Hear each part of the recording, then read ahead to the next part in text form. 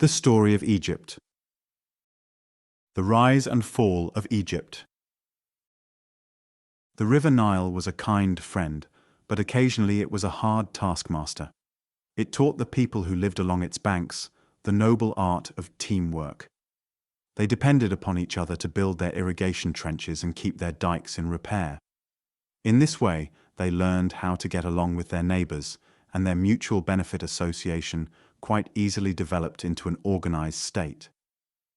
Then one man grew more powerful than most of his neighbours, and he became the leader of the community and their commander-in-chief when the envious neighbours of Western Asia invaded the prosperous valley.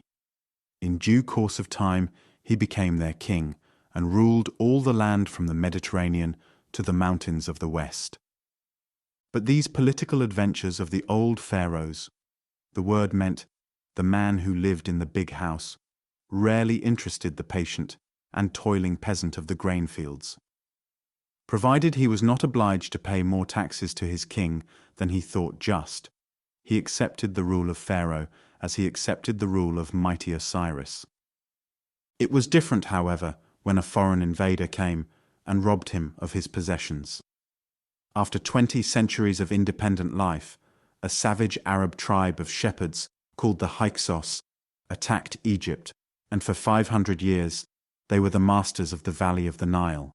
They were highly unpopular, and great hate was also felt for the Hebrews who came to the land of Goshen to find a shelter after their long wandering through the desert, and who helped the foreign usurper by acting as his tax gatherers and his civil servants.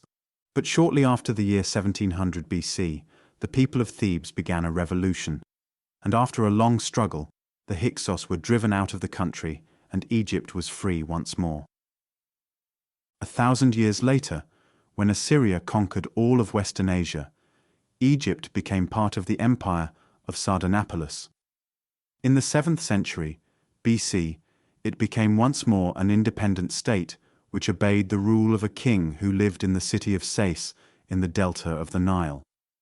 But in the year 525 BC, Cambyses, the king of the Persians, took possession of Egypt, and in the 4th century BC, when Persia was conquered by Alexander the Great, Egypt too became a Macedonian province.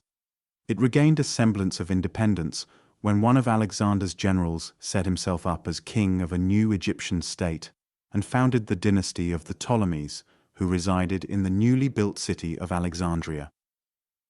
Finally, in the year 89 BC, the Romans came. The last Egyptian queen, Cleopatra, tried her best to save the country. Her beauty and charm were more dangerous to the Roman generals than half a dozen Egyptian army corps. Twice she was successful in her attacks upon the hearts of her Roman conquerors. But in the year 30 BC, Augustus, the nephew and heir of Caesar, landed in Alexandria. He did not share his late uncle's admiration for the lovely princess. He destroyed her armies, but spared her life that he might make her march in his triumph as part of the spoils of war. When Cleopatra heard of this plan, she killed herself by taking poison, and Egypt became a Roman province.